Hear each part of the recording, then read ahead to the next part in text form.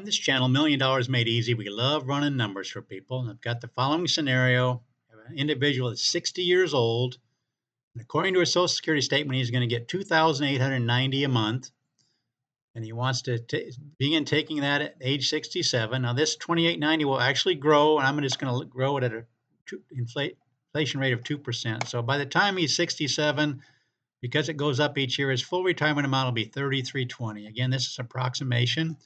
So I've got a 3320 here. This is going to show you on this sheet what we can do for you. So he'll be taking that in the 7th year.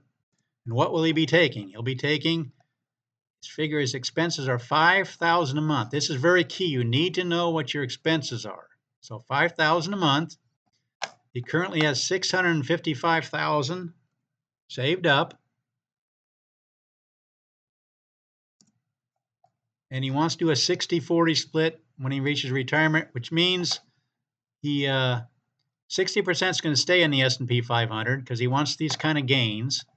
But 40% is going to go over in a cash reserve account that's more liquid. So when the market's going down, you take these amounts that you're withdrawing, you take them out of the cash reserve account. You don't want to take it out of the S&P 500 when it's already going down. So in down years, it comes out of over here. Let's see if there's anything else I need to run here. Okay, we're going to update this and see how many times would have had a success rate in the last 100 years. We're going to be looking at the returns every single year for the last 100 years, and we figure it's probably not going to be any better or any worse than what's happened in the last 100 years, and we're going to come up with a range. What's the success rate? Look at this. 92.6% of the time, you would have money after 20 years taking out this $5,000 a month with Social Security kicking in then. You can see the amounts going down through there. We do have a problem. 7.4% of the time. Let's look at the graph. When does that happen? The Depression years, which that was so long ago, people don't want to consider that. But look, as recently as the year 2000. But every other scenario, you'd be just fine. 92% of the time, you're just fine. And look at it, you could be up in the millions. So you could be withdrawing more than $5,000 a month once your nest egg got built up some. But let's go ahead and look at the year 2000. I'm going to go down through here. If initially you have a lot of good years, you're not going to have any problem. This is a summary box, by the way, as we go down through here for the 1993 numbers. Look at 1995. It's even better. You're up to 1.5 million after 25 years. It hasn't been 30 years since then. 1996, just fine. Remember, you're starting out with 655,000, withdrawing 5,000 a month.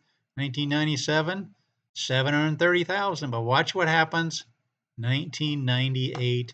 You had 2 good years, but then you got these 3 that knocked it down. You're still taking out this 60,000. Yes, in down years, it's coming out of here, but that's knocking that down. Meanwhile, the stock market's getting knocked down.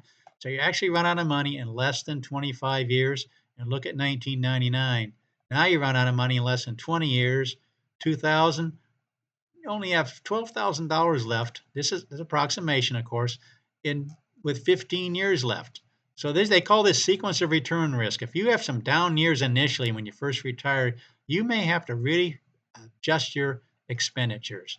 If you did this at $4,000 a month instead of $5,000, then you'd have some money left. You'd have $330,000. You wouldn't be running out of money. How about $4,250? You're down to $154,000 after 20 years.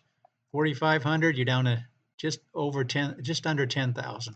So that's what we do on this channel. We run different numbers for people. We could change the amount when he starts taking Social Security, which would be changing the amount he's taking out. We could do all kinds of different scenarios, but that's what we do on this channel. We run numbers for you.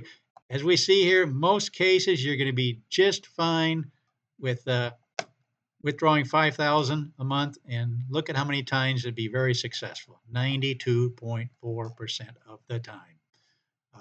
That's what we do on this channel. We run numbers for people. If you want me to run your numbers, just let me know 3 things: your beginning balance, your monthly withdrawal, and your COLA amount. And we'll go ahead and run it.